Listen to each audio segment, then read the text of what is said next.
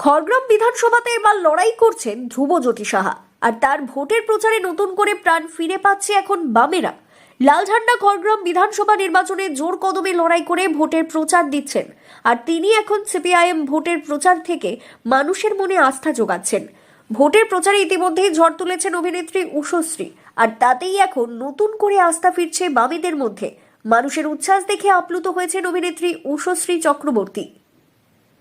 খড়গ্রামে বিধানসভা নির্বাচনে এবার জোর টক্কর দিচ্ছেন বাম প্রার্থী ধ্রুবজ্যোতি সাহা। ডিওয়াইএফআই এর রাজ্য সভাপতি ধ্রুবজ্যোতি সাহা ছাত্র রাজনীতি থেকে উঠে আসা, মুর্শিদাবাদের মাটি চেনা সর্বক্ষণের পার্টি কর্মী, কিন্তু এই পরিচয়গুলোর চেয়েও বড় তার মানুষ হয়ে ওঠা। খড়গ্রামে বিধানসভা ভোটের প্রাক্কালে জনসংযোগে নেমেছেন নিত্যদিন ধ্রুবজ্যোতি সাহা। একটা সময় খড়গ্রাম ছিল বামীদের আতুর ঘর। প্রয়াত বিধায়ক মানব সাহার উত্তরসূরি ধ্রুবজ্যোতি। খড়গ্রামে লাল ঝান্ডা প্রতিষ্ঠা এখন একমাত্র লক্ষ্য। ধ্রুবজ্যোতি সাহা তার কথায়, খড়গ্রামে মানুষের পাশে সিপিএম। জনসংযোগে মানুষের অভাব অভিযোগ শুনতে পাড়ায় পাড়ায়, দুয়ারে দুয়ারে খড়গ্রামের বিভিন্ন জায়গায় যাচ্ছি। খড়গ্রাম ব্লকের বিভিন্ন গ্রামে ইতিমধ্যেই জোরদার জনসংযোগ শুরু করেছে ভারতীয় কমিউনিস্ট পার্টি। পথসভা, গ্রামভিত্তিক বৈঠক এবং বাড়ি বাড়ি গিয়ে মানুষের অভাব অভিযোগ শোনার কর্মসূচি চলছে জোর কদমে।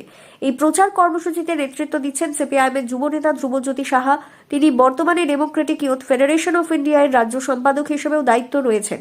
দলীয় সূত্রে জানা গিয়েছে, কীর্তিপুর, মুরচা, এরোয়ালি, কদমাকান্দি ও ঝিল্লি সহ একাধিক এলাকায় নিয়মিত প্রচার ও সংগঠন বিস্তারের কাজ চলছে।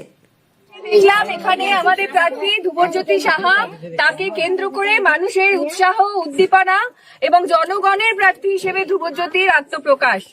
খড়গ্রামের মানুষ জোট বেঁধেছেন জনগণের প্রার্থী ধ্রুবজ্যোতিকে বিধায়ক করে এলাকার মানুষের সুযোগ সুবিধা, অভাব অভিযোগ সব মেটানোর দায়িত্ব দেবে, বিধায়ক করে বিধানসভায় পাঠাবে। আমি আগে থেকে ওকে আগাম অভিনন্দন জানাচ্ছি এবং সবাইকে, সমস্ত অংশের মানুষকে জানাচ্ছি, অনুরোধ করছি যে জনগণের প্রার্থী হিসেবে ধ্রুবজ্যোতিকে নির্বাচন করবে। মুর্শিদাবাদ থেকে তন্ময় মণ্ডলের রিপোর্ট, লোকাল 18 বাংলা।